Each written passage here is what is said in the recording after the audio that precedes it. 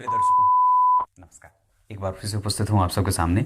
इधर मैंने जो परसों कार्यक्रम बनाया था कि क्या कार्यक्रम बनाया था, आचार्य वाराह मिहिर के सिद्धांत मैंने बताए थे जो प्रत्येक कुंडली पे आवश्यक रूप से लागू होना चाहिए। और कल मैंने एक कार्यक्रम बनाया था, पति और पत्नी में से किसकी मृत्यु पहले होगी और मृत्यु के 10 संकेत कैसे हैं और सूर्य के साथ आपकी कुंडली में कौन से ग्रह बैठे हैं, उनका प्रतिफल क्या है। मृत्यु के 10 संकेत बाई नकुल पाराशर सर्च करिएगा तो आपको मिल जाएगा, और वो मैंने प्लेलिस्ट में भी डाल रखा है। अब ये तो याद नहीं है कि कौन से प्लेलिस्ट में, पर महत्वपूर्ण ज्योतिषीय कार्यक्रम में ही शायद होगा, वो होगा तो मैं आगे उसको बना भी दूंगा। पर बात आज जो विषय लेकर के आया हूं ये बड़ा ही ज्योतिषीय है, और इसको ज्योतिष के बहुत सारे आचार्यों ने, आचार्य वैद्यनाथ ने भी इस पे बहुत अच्छी परिभाषा इसकी लिखी है, जो विषय मैं आज आप लोगों को बताऊंगा। इसमें सर्वार्थ चिंतामणि, मुहूर्त चिंतामणि आदि, जातक परिजात आदि जितने भी ग्रंथ हैं ज्योतिष के, ये प्रामाणिक ग्रंथ हैं, आचार्यों के द्वारा लिखे गए हैं। इनमें से एक बड़ा अच्छा सिद्धांत है कि अब किसी भी जातक का जो जन्म होगा व्यक्ति का, वो या तो 1, 4, 7, 10 से होगा, मतलब मेष से लेकर के मीन राशि तक के कोई ना कोई अंक उसके जन्म कुंडली के लग्न में लिखे रहेंगे। लग्न मतलब जन्म के समय पे पूर्व दिशा में जो राशि उदीयमान हो रही थी उसे ही लग्न कहते हैं। वो संपूर्ण शरीर है उसका, है ना।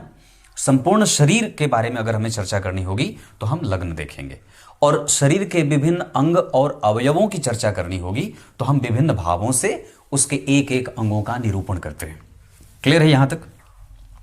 बात आती है कि जब जन्म कुंडली में किसी भी जातक का जन्म, बहुत ध्यान से समझिएगा, एकदम बिल्कुल सन्निकट बैठिए इत्मीनान से पूरा एकदम।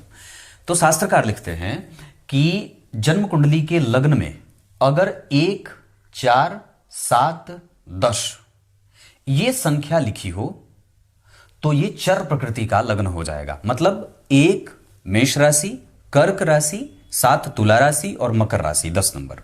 उसी तरीके से 2, 5, 8 और 11 यानी कि वृष राशि, सिंह राशि, वृश्चिक राशि और कुंभ राशि, ये स्थिर राशियां होती हैं। और फिर होती है मिथुन, कन्या, धनु और मीन, ये द्विस्वाभाविक राशियां हैं। द्विस्वाभाविक राशियों का अर्थ होता है कि न तो वो चर हैं न तो वो स्थिर हैं, मतलब दोनों ही हैं। अब उस जातक के ऊपर से दोनों का ही प्रभाव मिलेगा, मतलब वो चंचल भी होगा और वो स्थिर भी होगा। और जो ये ऊपर वाली राशि है ये चलायमान है, चंचल राशि है, चर प्रकृति की राशि है। मतलब आप इसको ऐसे समझ सकते हैं कि शास्त्रकार यहाँ उदाहरण देते हैं कि अगर वो रिश्तेदारी में जाएगा तो तुरंत आ जाएगा, और जो स्थिर वाली है वो जाएगा, अगर लड़का अगर रिश्तेदार में जाएगा तो वहां रुक जाएगा, और द्विस्वाभाविक वाला है वो वहां की परिस्थिति देख करके तब रुकेगा और तब आएगा। इसको आप ऐसे सामान्य घटना में ऐसे जोड़ सकते हैं। विचारणीय विषय जो मैं लेकर के उपस्थित हूं कि मेष लग्न की कुंडली, कर्क, तुला और मकर राशि की कुंडली अगर लग्न में बन जाए, मतलब चर प्रकृति की राशि, तो एकादशवां, बहुत ध्यान से समझिएगा, यही इस कार्यक्रम का मूल बिंदु है कि अगर मेष राशि, कर्क राशि, तुला राशि और मकर राशि की कुंडलियां लग्न में बन जाती हैं या राशि बन जाती है, कोई एक ही बनेगा, तो एकादशवें भाव में जो राशि बनेगी या एकादशवें भाव में जो ग्रह बैठेगा, अब मान लीजिए मेष लग्न की कुंडली बनती है और बुध यहां बैठ जाते हैं, क्लियर है, तो ये बुध अब उस जातक को बाधाओं के साथ परिणाम देने वाले ग्रह बनेंगे, क्योंकि चर प्रकृति यानी कि 1, 4, 7 और 10 अगर लग्न में राशि बन रही होगी तो एकादशवें भाव में बैठा हुआ ग्रह बाधक ग्रह के रूप में अपना फल देगा, बाधाओं के साथ देगा। अब वो किस चीज में बाधा देगा? तो बुध इंटेलिजेंस के कारक होते हैं, बुध बुद्धिमत्ता के कारक होते हैं, बुध कृतज्ञता के कारक होते हैं, बुध व्यक्ति में वाचाल, व्यवसाय, भगवत भक्ति, है ना, इन सभी चीजों के कारक होते हैं, वाणी के कारक होते हैं, है ना। तो इन स्नायु मंडल के कारक होते हैं, नर्वस सिस्टम पूरा उनके ऊपर ही केंद्रित होता है। तो ये बुध ग्रह अब उस जातक की कुंडली के लिए, चूंकि एकादशवां भाव बाधक भाव होगा, सभी लग्न की कुंडली के लिए नहीं, सिर्फ 1 4 7 10 अगर लग्न में लिखा हो तो कोई एक राशि अगर लग्न में बनेगी और यहां जो ग्रह बैठेगा, मैंने बुध को परिभाषित किया उदाहरण में, आप गुरु को बिठा दीजिए, शनि को बिठा दीजिए, मंगल को बिठा दीजिए, चंद्रमा को बिठा दीजिए, सूर्य को बिठा दीजिए, ये सारे ग्रह अब वहां बाधाओं के साथ परिणाम देंगे। और इसमें एक बात और भी याद रखनी होगी कि यहां पे ऐसा नहीं है कि कोई शुभ ग्रह है तो उसकी बाधा कारक स्थिति कमजोर हो जाएगी, ऐसा नहीं है। वो शुभ ग्रह है फिर भी बाधा से युक्त होता हुआ ही परिणाम देगा। वो पापक ग्रह है फिर भी वो भी उतना ही बाधक होगा जितना कि कोई शुभ ग्रह है। कोई शुभ ग्रह है वो भी उतना ही बाधा उपस्थित करेगा जितना कोई पापक ग्रह है। भाव अगर खाली है तो वो भाव का जो अधिपति ग्रह है वो बाधकेश नहीं होगा। मतलब मान लीजिए अगर एकादशवें भाव में कोई ग्रह नहीं बैठा तो यह बहुत अच्छी बात है कि एकादशवें भाव में कोई ग्रह नहीं बैठा। इसका अर्थ है कि उस कुंडली के लिए जो चर प्रकृति की कुंडली बनी थी उसके लिए एकादशवें भाव के स्वामी बाधकेश नहीं होंगे, वहां बैठा ग्रह बाधकेश होता है, कोई भी स्वामी नहीं। मतलब अगर मेष लग्न की कुंडली बनेगी तो यहां के स्वामी शनिदेव बनते हैं। अगर शनि यहां बैठेंगे तो ही बाधा देंगे, नहीं बैठे रहेंगे और वहां अगर कोई ग्रह नहीं बैठा है तो वो ग्रह या वो भाव अब बाधकेश नहीं होगा। वो होगा जरूर, वो परिभाषा है तो बनेगा ही, वो बाधा उपस्थित करेगा, लेकिन कोई ग्रह नहीं बैठा है इस वजह से वो बाधा में उसकी गणना नहीं होगी, वो बाधकेश नहीं कहा जाएगा।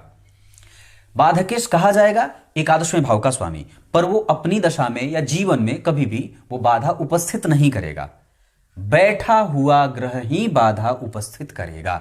मूलतः मैं इसीलिए आप लोगों को कार्यक्रम बना रहा हूं क्योंकि जो मैं कार्यक्रम कुंडली विश्लेषण का करता हूं, जो पाराशर पॉडकास्ट का मेरा चैनल है, उसमें मैं लगभग हर बार इन ग्रहों के बारे में परिभाषा देता हूं कि ये इस कुंडली की, ये चर प्रकृति की कुंडली है, ये स्थिर प्रकृति की कुंडली है और ये द्विस्वाभाविक कुंडली है, तो इसमें इस भाव के स्वामी बाधकेश होंगे। पर यह बात याद रखनी होगी कि बाधकेश है लेकिन वो अगर नहीं बैठा है तो बाधकेश नहीं होगा। वहां कोई भी ग्रह बैठेगा तो भाव बाधकेश होता है, भावेश बाधक नहीं होते। आप समझ रहे होंगे, एकादशवां भाव बाधक है।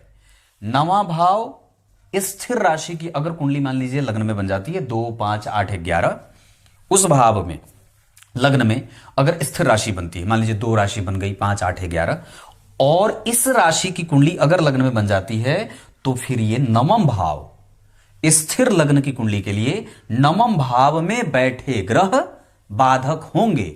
नवम भाव बाधक होगा, नवमेश बाधक नहीं होंगे। आप समझ रहे हैं ना। मान लीजिए वृष लग्न की कुंडली में यहां पे कोई ग्रह बैठ गया तो वो अब बाधा देगा। तो किस क्षेत्र में बाधा देगा? अपने क्षेत्र में। गुरु अगर मान लीजिए नवम भाव में बैठेंगे और स्थिर लग्न की कुंडली बनती है, मान लीजिए मैं चर की बात कर चुका हूं तो अब स्थिर की बात अगर करूंगा तो स्थिर लग्न की कुंडली के लिए नवां भाव अगर बाधक बनेगा तो इसमें बैठा ग्रह बाधकेश होगा, बाधक बनेगा। बाधकेश 2 नंबर की कुंडली बनेगी तो यहां पे जो अंक लिखेगा, और अगर यहां कोई ग्रह नहीं बैठा है तो वो भाव बाधक भावों से कह सकते हैं कि वो अपना एक अच्छा परिणाम देने लगेगा, या उसके बाधक उपस्थिति जो बाधक जो बन रहा था वो अब बाधक नहीं रहेगा। यहां बैठा ग्रह ही बाधकेश होता है, बाधक होता है, बाधकेश नहीं बाधक होता है। मतलब अपनी दशा काल में कहें या तो फिर जीवन में अगर गुरु बैठेंगे तो पुत्र सुख में वंचित करेंगे, पुत्र के सुख में परेशानी करेंगे, उच्च शिक्षा में बाधा देंगे। कई बार संतान के बाद आपको जीवन का जितना भी सुख होता है, आप जो भी जानते हैं, धर्म का सुख हो, जो भी सुख होता है, गुरु जिन जिन चीजों के कारक होते हैं उन क्षेत्रों में उस जातक को बाधा देंगे। कोई नहीं बैठा तो बाधा नहीं है, कोई बैठ गया तो वो अपने कारक क्षेत्र और उस भाग्य की, उस भाव की बाधा देंगे, उस भाव में बाधा देंगे। अगर गुरु यहां बैठेंगे तो भाग्य में भी बाधा देंगे, संतान में भी बाधा देंगे, और गुरु जिन जिन चीजों के कारक होते हैं उन चीजों के भी बाधा देंगे। उसी तरीके से अगर मान लीजिए सप्तम भाव की बात अगर करते हैं तो मान लीजिए यहां पे स्थिर प्रकृति और चर प्रकृति को बात मैंने कर ली, और द्विस्वाभाविक लग्न की अगर कुंडली बनती है तो उसके लिए सप्तम भाव बाधक भाव होता है। मतलब उसके जीवन में बाधाएं देगा, पर यहां बैठा ग्रह ही बाधा देगा। भावेश बाधक होते हैं।